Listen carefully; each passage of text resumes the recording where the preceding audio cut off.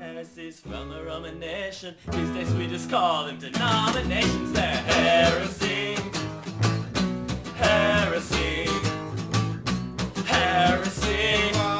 Whoa, heresy.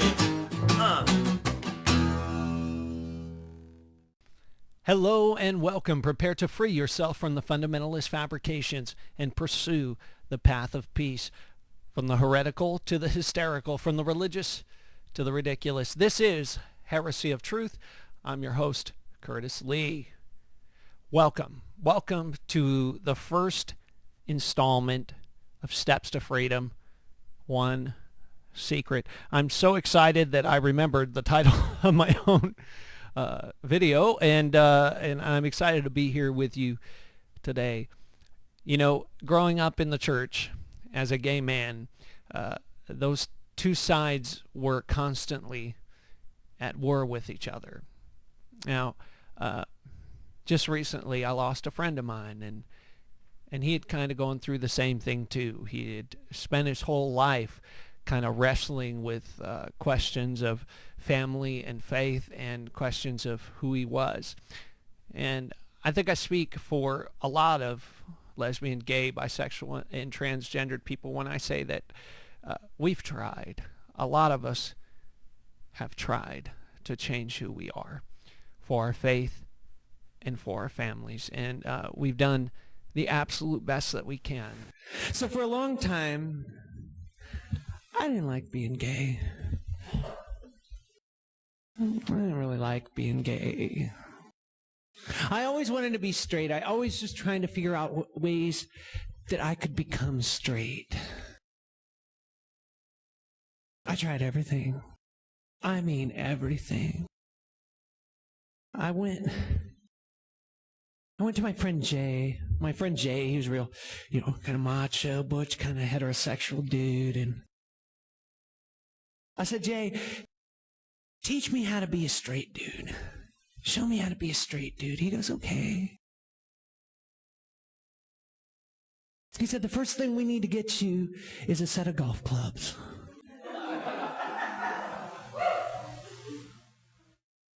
I said, really?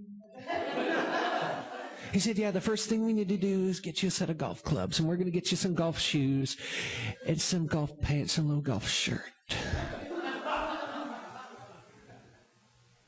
And I said, Jay, I told you to help me become a straight dude, and the first thing you want me to do is go shopping? That's gay, dude. That's gay. So I said, Jay, what else could we do? I want to be a straight boy. I want to be a straight boy just like you. He said, we could try fantasy football. I said, ooh.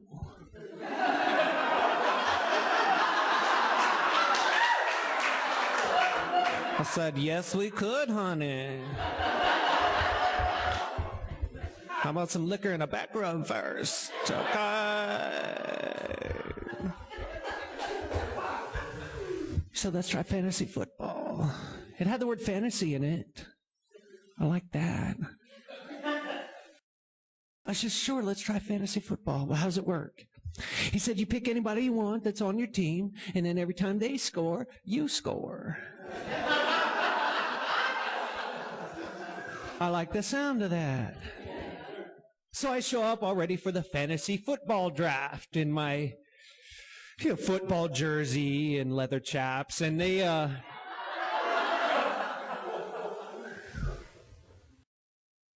walk in the door to the fantasy football draft, and there's a bunch of overweight middle-aged men in sweatpants staring at their laptops for 6 hours. I said, Jay, whose fantasy is this?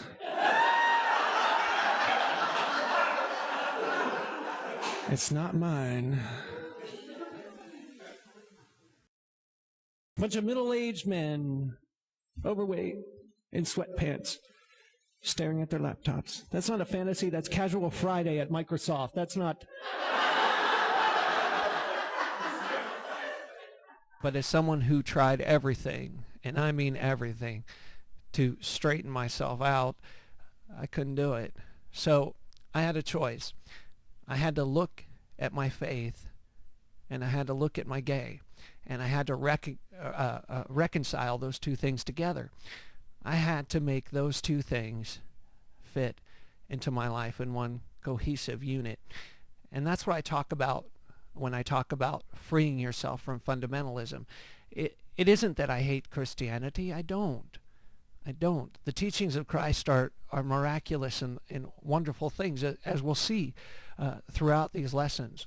But I think there's a part of Christianity that is underrepresented and has been for centuries and even millennia. And I want to bring that to the forefront. There was a dissent in Christianity that kind of taught the opposite of what the mainstream Romanized Christianity taught. And that mainstream Romanized Christianity, I won't give you the whole history, but today represents itself in many of the major denominations that you see across the world that call themselves Christian anyway. But they're based on this one principle, and that principle is that we are all sinners, for all have sinned and come short of the glory of God. What does that even mean? I mean, I remember being a kid and sitting in church, being 6 years old and singing Just As I Am, and some song that said that for such a worm as I, a song that called me a worm, you know. And I remember sitting there thinking, the only thing that I learned from that experience is that I was filthy, rotten, and worthless. Well, as I began to look into things for myself, I realized that there is a lot more ancient wisdom that says the exact opposite. It says that we are not filthy and worthless.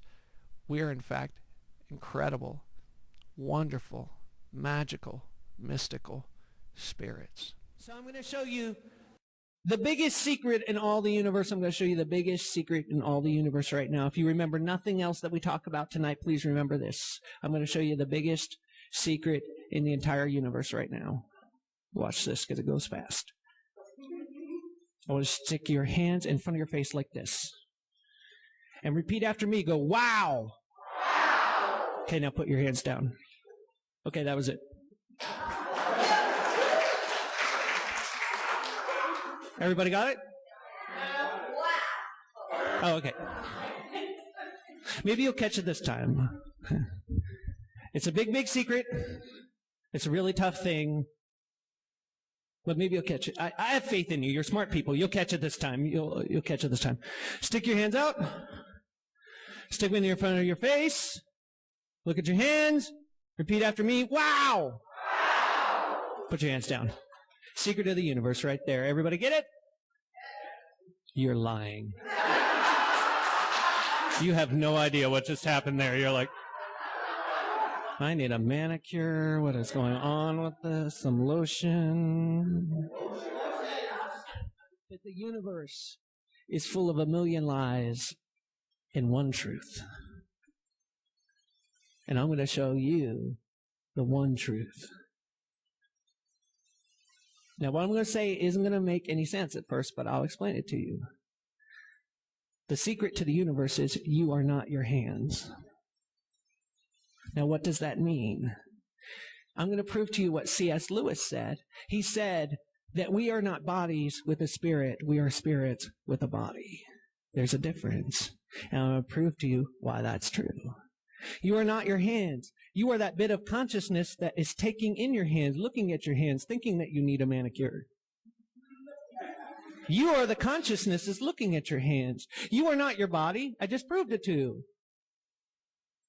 You could do that. You could look at your hands, your feet, or whatever other part you want to look at, and you can take it in and say, you are the one who's processing that information. You are that bit of consciousness. You are that spark of consciousness. Technically, you are the universe thinking about itself. So I want you to know something. When the fundies and the evangelicals, they come to tell you you're a dirty, rotten, filthy sinner, They're believing the million lies, and they don't know the one truth. In his book, The Secret Teachings of All Ages, philosopher Manly P. Hall wrote, "Though the modern world may know a million secrets, the ancient world knew one, and that one was greater than the million. For the million secrets breed death, disaster, sorrow, selfishness, lust, and avarice, but the one secret confers life, light, and truth." The one secret. What is that one secret? Well, I'm going to tell you today. It's who you truly are. You truly are a magnificent creation. If you're one of those people who, especially LGBT people, who grew up in the church and you still hang on to that gay guilt and you're not sure what to do with it, then boy, have you come to the right place. Because we're going to start by showing you what a magical, wonderful creation that you are. You'll hear me throughout this series refer to a lot to the Gospel of Thomas. I'm going to pull it up right now so I know what I'm talking about for once.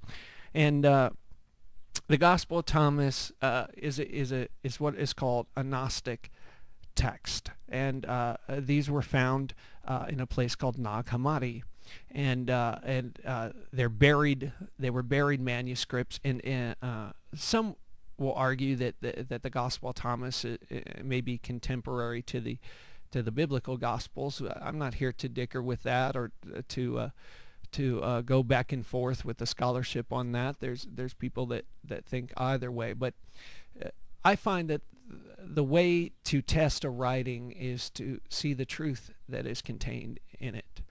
I'm not as concerned about the historical factual evidence, but how it affects me in my real world existence.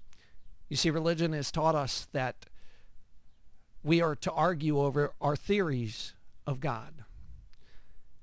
But I would say that there's a more ancient wisdom that says that we are to live our theories of God. So let's look at the Gospel of Thomas and saying number 67. I'm peeking over here on my cheat sheet. Those who know all but are lacking in themselves are utterly lacking.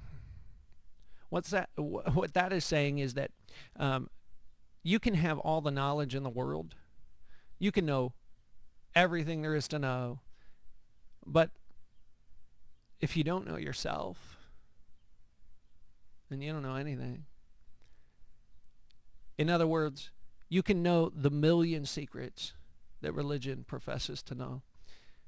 You can know the million secrets that the preacher on Sunday morning will tell you should know. But until you know the one secret, none of it is going to change your life. If God is a theory, then God is a fairy tale. But if God is truth, then God is reality. So I went on the hike. I'm like stumbling up the trail, and it's hard in heels, and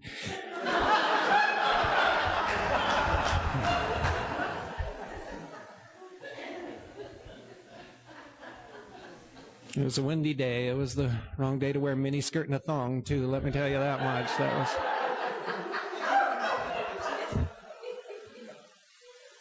Which is why I'm glad I wore my football jersey and my leather chaps. That really, that outfit came in handy once again. It was, So we're strolling up the mountain. And I was promised when we got to the top of the mountain that there would be a waterfall. That's the only reason I walked to the top of the waterfall, because or top of the mountain is because I love waterfalls. I just love the relaxing, the very zen, the flowing of the waterfalls. We made it the whole way to the top of the mountain, and we live in Southern California, and sometimes it's really, really dry. So there was a place where the waterfall should be, but there was no waterfall. Yeah. That's why that ancient prophet said, I think it was Isaiah that said, "Don't go chasing waterfalls. Please stick to the rivers and the lakes that you're used to." And Okay, it might have been TLC, but TLC, it wasn't, not okay. So we get to there's no waterfall in the thing. There's dry things there. There's no waterfall in the thing. And then it happened. The greatest thing in the world happened. Out of the corner of my eye, I saw this hot, shirtless dude walk over to where the waterfall should be, and he climbed up on the biggest rock that was there. I forgot all about the waterfall. I didn't even remember why we were there. I saw the hot, shirtless dude, and I thought, oh, man sickle, that's good. That's a good present. That's better than...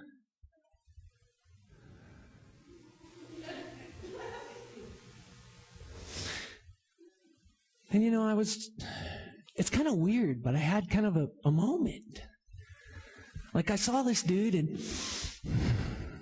it was weird. Like I didn't want to sleep with him, want anything like that. It was just like, for once, I didn't feel guilt about it. I didn't feel bad about it.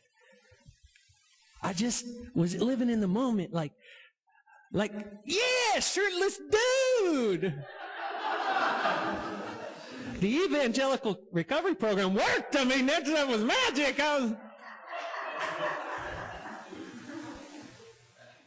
was crying, hallelujah, It was great. For once, I didn't want to be anywhere else. I just wanted to be who I was and where I was. And it struck me.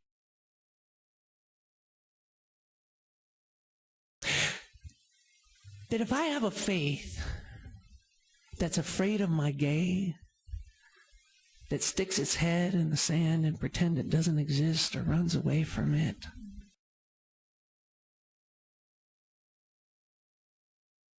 then maybe there's nothing wrong with me. Maybe there's something wrong with my faith. Maybe if my gay makes you nervous, then maybe there's something wrong with your faith. Because real truth doesn't break. It doesn't matter how gay you are. It doesn't matter how straight you are. Truth doesn't break. And I learned that on the mountain staring at Captain Hottie Pants. Yeah. Standing there, staring at Captain Man Candy, I learned that maybe faith wasn't about what happened, trying to figure out what happened 2,000 years ago. Maybe faith isn't about being afraid of the war to end all wars that may or may not happen in the future. Maybe faith is about learning how to deal with what's in front of your face right now. And if your faith can't help you deal with what's happening in front of your face right now, then maybe there's something wrong with your faith. I used to think that faith was about what happens when you die, where you go when you die. But I learned faith is about what happens while you live.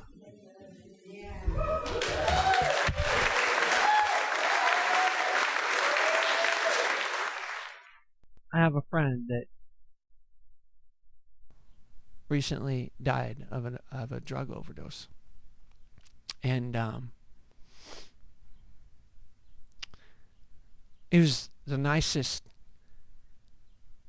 kindest person you ever wanted to meet. Just the sweetest guy. A lot of fun, but underneath that, you could certainly see that he had a lot of pain. A lot of pain. And it destroyed him.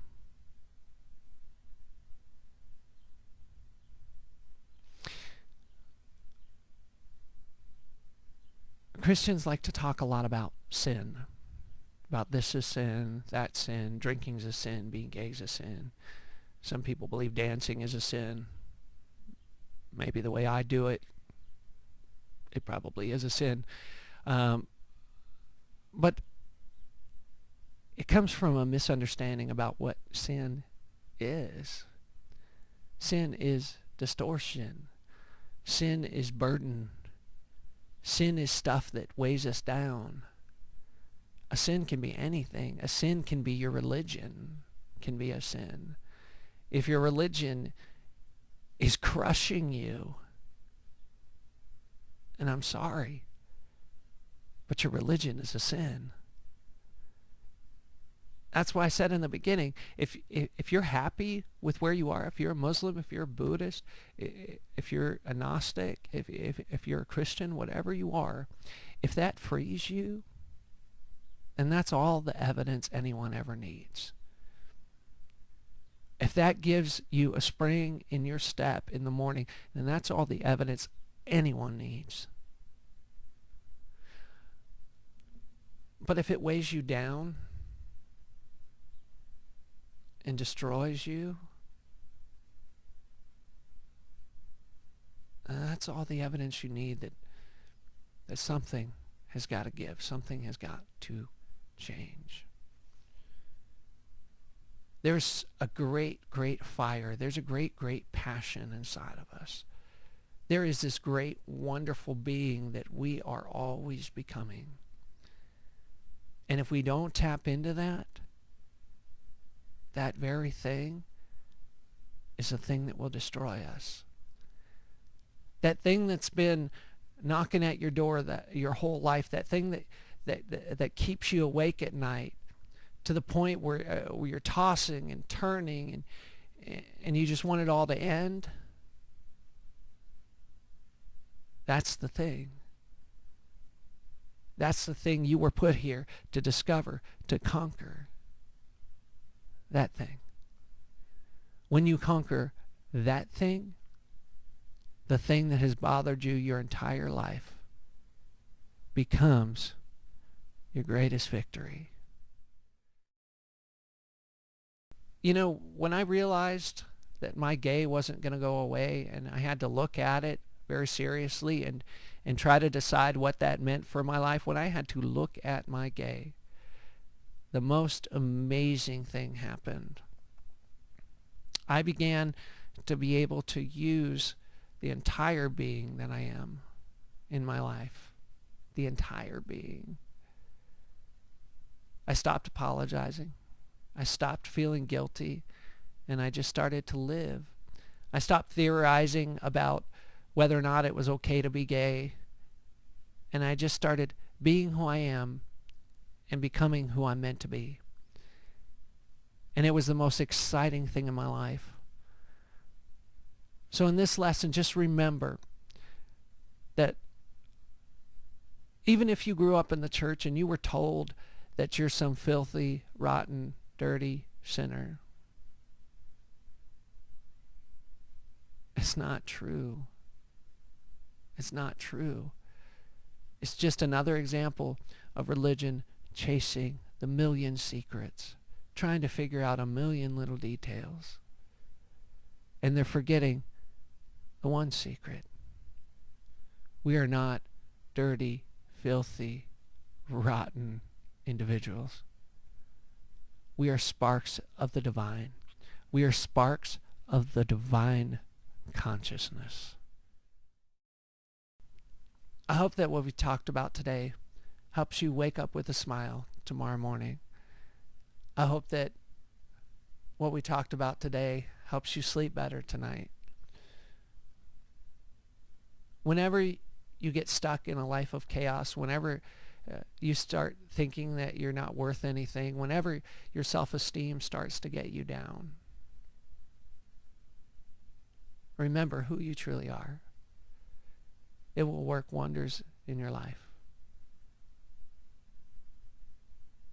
And Mikey,